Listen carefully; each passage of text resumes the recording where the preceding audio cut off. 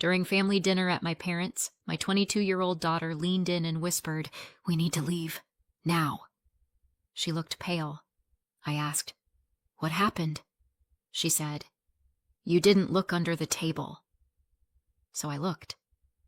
5 hours later, my brother was arrested, and my parents were calling in a panic. I know how that sounds. Dramatic. Over the top. But trust me, I wish I were exaggerating. It started like every other family dinner. You know the type. Polished wood table, overcooked roast, polite small talk glued together with tension so thick you could butter it and serve it with bread. Every couple of months, we perform this little ritual. The dinner. My parents insist. It's important to stay connected as a family, my mother says, like the group chat didn't already feel like a hostage situation. My husband and I arrived exactly 6 minutes late, which is my version of being polite. Not early enough to help, not late enough to scold. My brother Kevin was already there, of course. Perfect boy, golden child. Still calls himself between jobs, even though we all know that's just code for sitting in mom and dad's house watching cable news and Googling conspiracy theories. He sat at the head of the table like he owned the place. Our parents practically spoon-fed him. His wife and child? Not there. He's in the middle of a divorce, so their absence was expected. No one mentioned it, of course. Just tiptoed around the missing chairs like grief counselors at a party. My daughter Emma was there too. She's 22, fresh out of law school, working at one of those big firms with doors that shut properly and bathrooms you're not afraid to use. First job. Big title. Bigger pressure. She looked tired, but she was trying to keep up appearances. She always does. Dinner was, well, it was what it always is. Cold potatoes, warm criticism. My mother asked Emma about work, told her she should consider more stable hours, like it was 1954. My father did that thing he does where he quotes a newspaper article no one asked for and then talks over everyone. My brother mostly sulked and sighed loudly like his life was just one long injustice. I wasn't listening closely. I never really do anymore. I save my attention for when the insults start getting creative. It happened fast. Emma dropped her fork. It clattered onto the tile, and she ducked under the table to retrieve it. That's all. Just a clumsy moment, a quick bend down, a grab and go. But when she came back up, she wasn't the same. Her face had gone white. Not pale. White. Like blood-drained, ghost-spotted, panic-glazed white. Her hands were trembling just enough that I noticed, and she didn't pick her fork back up. She reached for my hand instead, like she did when she was 4 and had a nightmare. She leaned in close and whispered, low and sharp, "We need to leave. Now." My heart did that weird drop thing it does when something's wrong, and your body knows before your brain catches up. I looked at her. Her eyes were glassy, not crying, but close. "What happened?" I asked. I kept my voice low. She didn't answer right away. She just blinked hard, then looked at me like I should already know. Then she said, flat and cold, with a hint of sarcasm so dry it cracked, "You didn't look under the table." At first, I thought she was being poetic, like some metaphor I was supposed to decode. You didn't look under the table.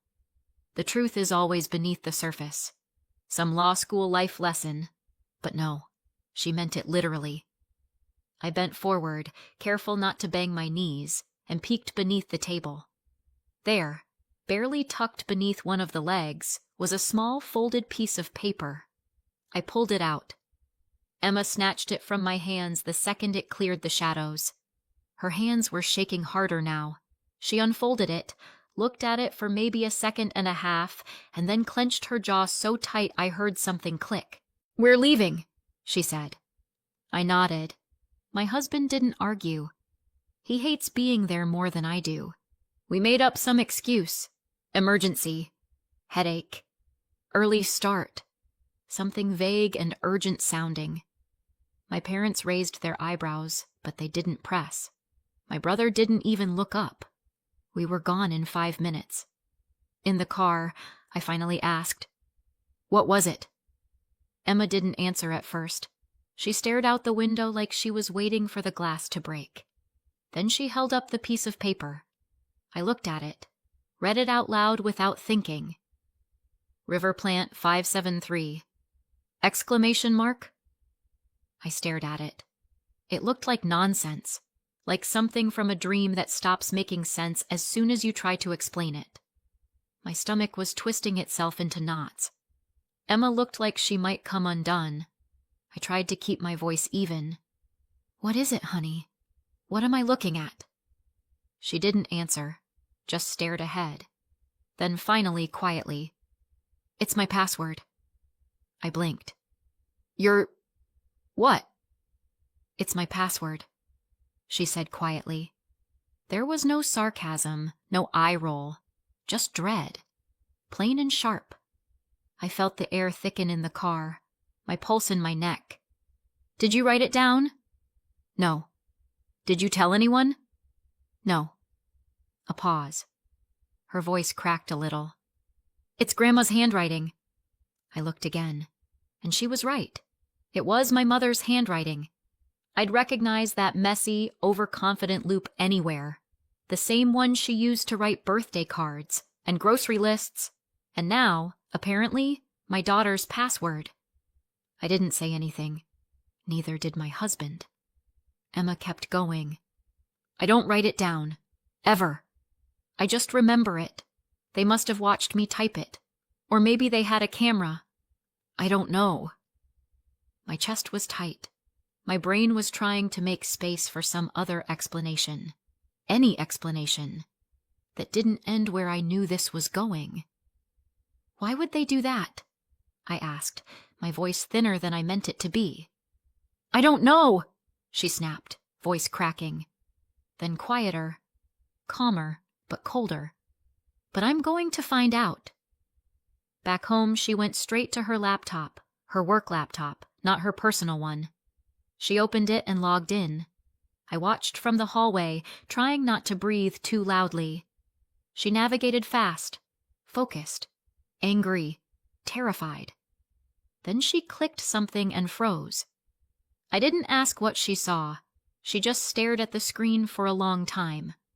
Finally, she said, "This is really bad."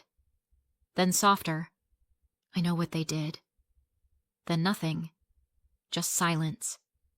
And her crying quietly in front of a glowing screen. I didn't ask again, but I started to feel the ground shift beneath us, like something ugly had crawled out from under the table and was now sitting at the head of the family. I sat in the kitchen while Emma worked at the table, her laptop glowing faintly like a warning light. She hadn't said much since, just that she knew what they'd done and that it was bad. So I sat there, watching her, waiting, turning things over in my head. And the only answer I had was, this didn't start with Emma's password. It started with me. Not that I realized it then. Growing up, everything felt normal. Mostly. Or at least I thought it did. I was the only child for the first 3 years. I got all the attention, the photo albums, the Christmas pajamas. My mother told me I was a serious baby, and I believed her. My dad said I asked too many questions. That too. And then my brother was born. Kevin. He was a loud baby. One of those red-faced, attention-summoning, everyone-clap-now kinds of babies. The kind who gets carried into every room like he's performing. At first I didn't mind. He was just a baby. Babies need things.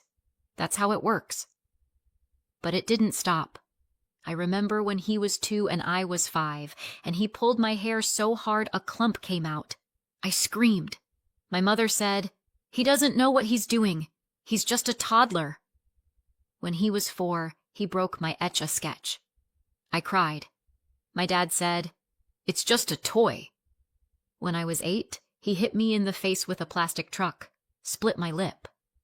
I still remember the smell of blood and Play-Doh. My dad told me boys don't always know how to handle their energy. They asked me what I'd done to upset him. So, okay. I didn't hit him back. That's what good kids do, right? They stay calm. They set the example. But once, just once, I snapped. He was chasing me around the living room with a wooden spoon and smacked the back of my arm hard enough to welt. I turned around and slapped his shoulder. Reflex, not rage. They grounded me for 2 weeks. "You're older," my mother said. "You should know better." He got pizza that night. I got sent to my room. That was the first crack in the story. The second was that nothing ever changed. Kevin got older. The tantrums stayed. The outbursts. The door slams. The way everything in the house tilted to protect his mood. He yelled at teachers, broke things, got into fights. My parents said the kids were too rough. The teachers didn't understand boys. The school had it out for him. He needed space. He needed patience. He needed everyone to orbit him. And I didn't. I did my homework. I cleared the table. I kept my voice down. I stayed out of the way. Eventually, I stopped expecting to be praised for anything. I stopped trying to be seen. They never hit me. They fed me, drove me to school, took my picture on the first day of 3rd grade. But the center of gravity was always him. And even after all that, I still didn't see this coming. Kevin got married in his 20s, to Laura. She was smart, quiet, careful, the kind of woman who watches everything and says only what needs to be said. I liked her. They had a son, big eyes, shy smile. Emma used to babysit him when she was in high school, read him stories, let him win at Uno. And for a while, it seemed okay. Then one day, Laura was gone. No scene, no voicemail, no paper trail on the kitchen table. She left with the boy in the middle of the night and didn't come back. It took a few days before the truth caught up to us. Divorce, custody filing, restraining order. She said he hit her, said it had been happening for a long time, said she was scared. Now here's the part where I'm supposed to say I was shocked, that I couldn't believe it. But I could. I didn't want to, but I could. Laura never struck me as the kind of woman who makes things up. And Kevin? I knew him before the excuses, before the charm, before anyone ever said, he's just under a lot of stress. The signs were always there. We just didn't talk about them. Not in this family. My parents blamed her instantly, called her manipulative, said she was brainwashing the child, that she was turning the courts against him. My brother moved back in with them for a while, slept in his old room. Mom made him tea. Dad sat on the porch with him, talking about women these days, and how they don't know how to appreciate a good man. I didn't stop seeing them. Not completely. We were still going to family dinners every other Saturday, but I stopped staying longer than I had to. But Emma, she kept going, because they were nice to her, extra nice. And I thought, maybe they were just trying. Maybe they were making up for everything they hadn't been with me. They set up a little office for her upstairs, told her she could work there any time. She works hybrid, some days at the office, some days at home. "We just want to see you more," they said. "You're always working. Why not work here? We'll feed you. We'll take care of you." And they did. Lunches, coffee, groceries, kindness. They made her feel wanted. They made her feel like she mattered. And now I sit across from her, watching her work under the glow of that laptop screen, and I can't stop thinking about it. That little room, that sandwich run, that "we're so proud of you." Now that she's found that password, her work password apparently, written in my mother's handwriting, I can't stop replaying it. Every smile, every quiet push to come over, every "we just want to see you." Because something was going on, and we didn't see it. Not her, not me. They wanted her close, kept her coming back, made it feel safe. But for what? That was the part I still didn't know. She hadn't told me exactly what they'd done, just that it was bad. And knowing this family the way I did, I believed her. Because I knew what it felt like when the trap had already been set before you even walked in. Emma sat at the kitchen table like she hadn't moved in hours. Her laptop was open in front of her. The screen lit her face in sharp, uneven strokes, like someone standing too close to a fire. She didn't let us near it. That was expected. She works with confidential case files. Abuse, custody, things people whisper about in court hallways. She's careful. Always has been. And tonight, she looked like she was holding something radioactive with bare hands. I stood by the counter, rinsing a mug that didn't need rinsing, heart already halfway out the door. Then she said, "They downloaded Laura's file." My husband looked up from his chair. "Laura who?" he asked, though we both knew. "Laura Fletcher, Kevin's wife." Her voice didn't waver. Someone opened her case file. From my login. Downloaded the whole thing. I felt the blood leave my hands. "When?" "Yesterday, while I was out to lunch. With Grandma and Grandpa." I didn't ask if she was sure. I just waited. I checked the logs 3 times. Timestamps, file ID, my user account.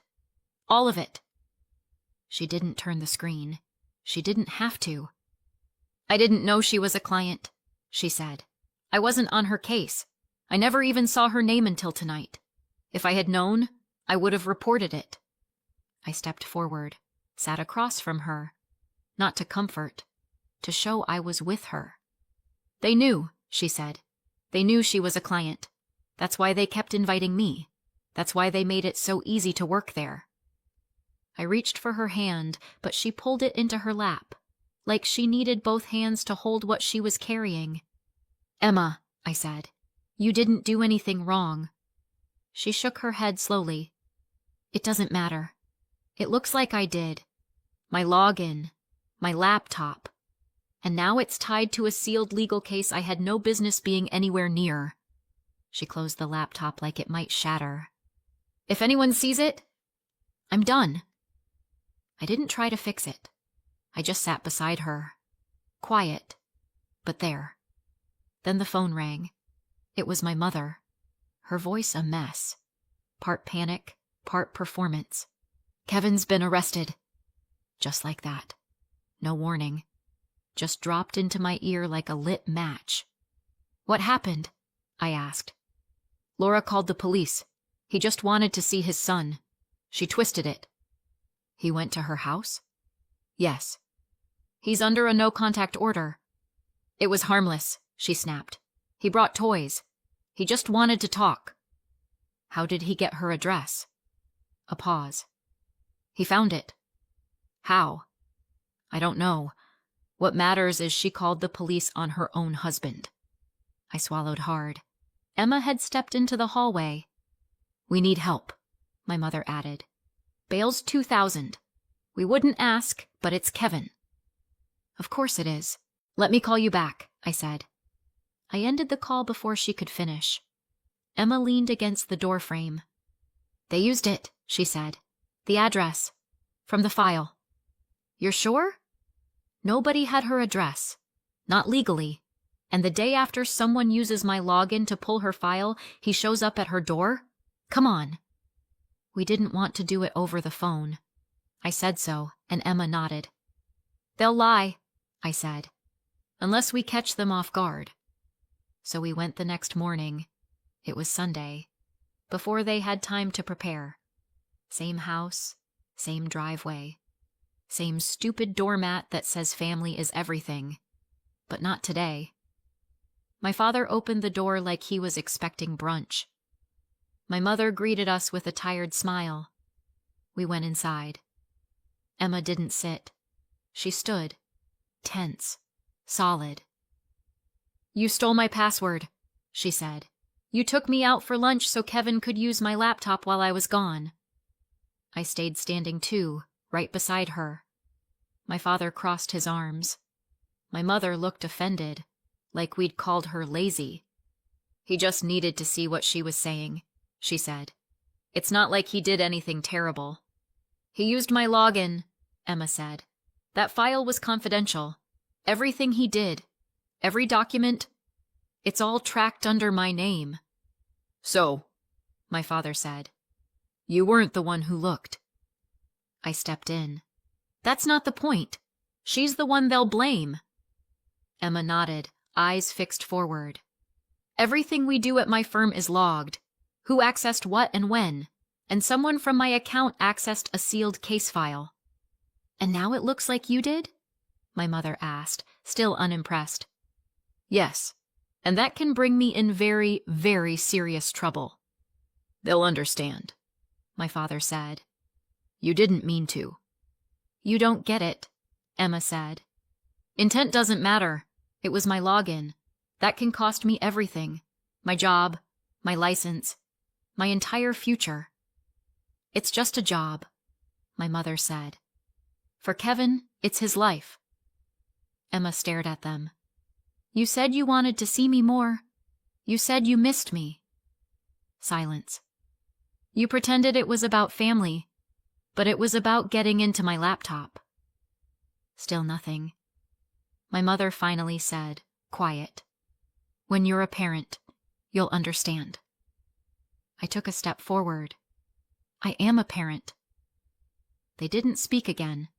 In the car afterward, no one said a word. At the stoplight, I finally said, they didn't care what would happen to you. Emma didn't look at me, just stared out the window. They never have.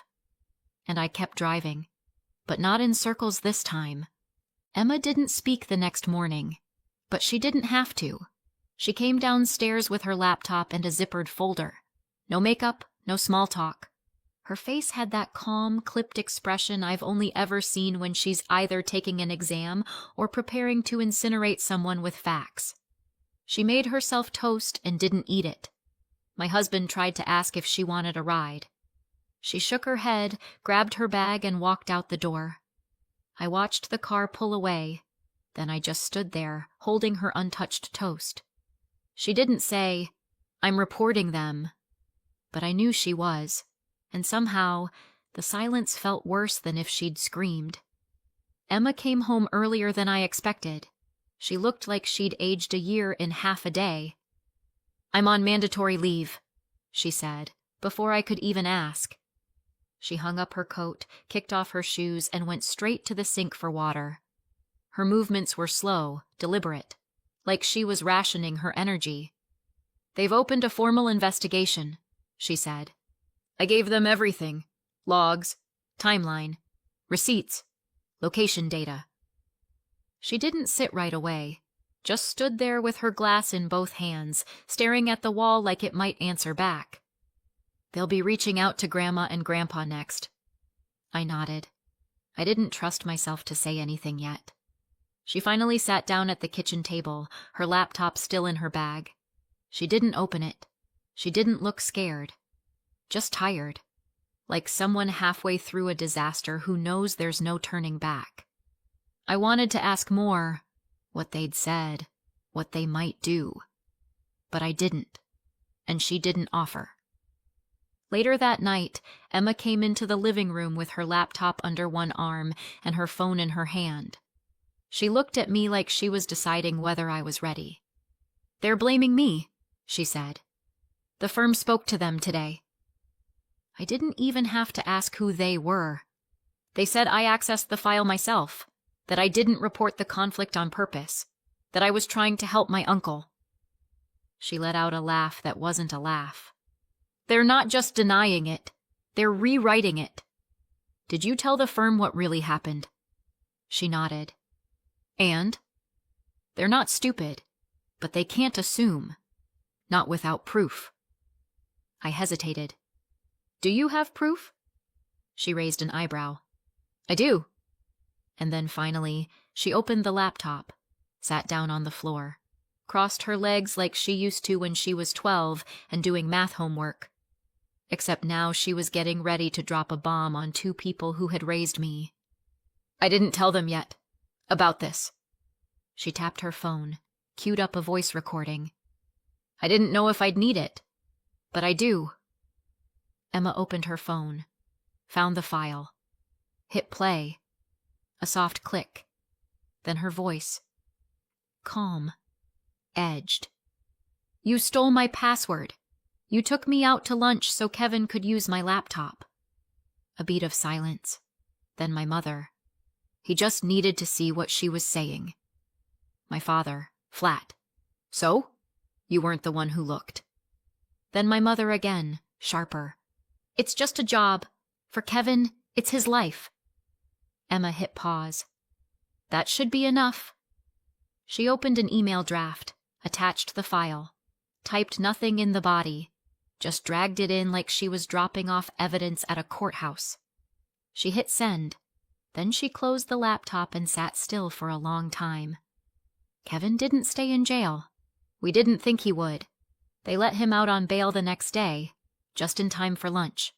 He went home, naturally, to their house. The hero returns. I imagine they made him lasagna. Laura filed for emergency full custody the same afternoon. Emma told me a few days later, quietly, like she wasn't sure I'd want to hear it, that the firm had followed up. They verified everything, she said. The log, the IP, the timestamp.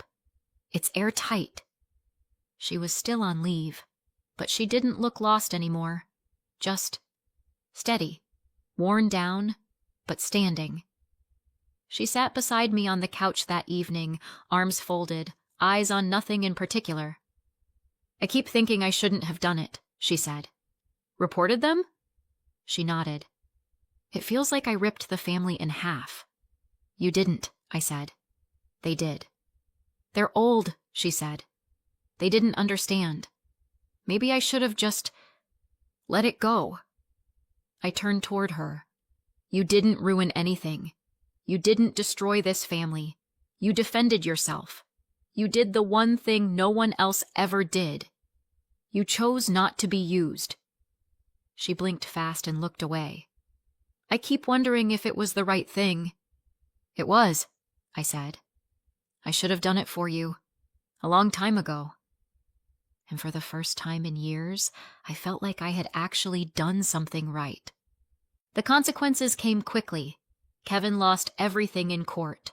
Laura was granted full custody and a permanent no-contact order. He wasn't even allowed supervised visitation. The judge flagged his file in the system. High risk, restricted, zero tolerance. If he so much as sent a postcard, he'd be in violation. He's still living at my parents' house, sleeping late, blaming the system, bitter and loud and directionless. They got him back. The grandparents didn't fare much better. Laura's lawyers filed a restraining order against them too, civil but permanent. No visits, no custody, no birthday cards, nothing. Their role in the breach was added to the court record. They're flagged as hostile third parties. If they ever tried to petition the court for access again, they'd be shut down before the paperwork even left the printer. People found out. Not through gossip. Just quiet clarity. A cousin who suddenly stopped coming to Sunday lunch. An old friend who returned the Christmas card unopened. The damage wasn't loud, but it stuck. Emma's firm reinstated her after the internal review. Official letter. Clean record. Full support. She didn't tell anyone outside of work. She didn't want to celebrate. She just took her job back and got on with it. But the distance is there now, between her and everyone who looked the other way. And I can't blame her. They haven't called me since. I blocked their numbers after the court date. Wrote a short message before I did. Don't contact Emma again. You lost the right. Then I deleted it, unsent. They didn't deserve even that much. I stood in the kitchen and watched Emma work on her laptop from the other side of the room. Same spot where this started. Same girl. Only now I saw her clearly, and maybe that's what finally changed. I didn't feel sad. I didn't feel guilty. I felt done. They got what they wanted. They got him. But they don't get to have her. Not anymore. Sometimes I still wonder if we did the right thing, or if we went too far, or not nearly far enough. If you have thoughts, leave a comment. And if you want more stories like this, hit subscribe.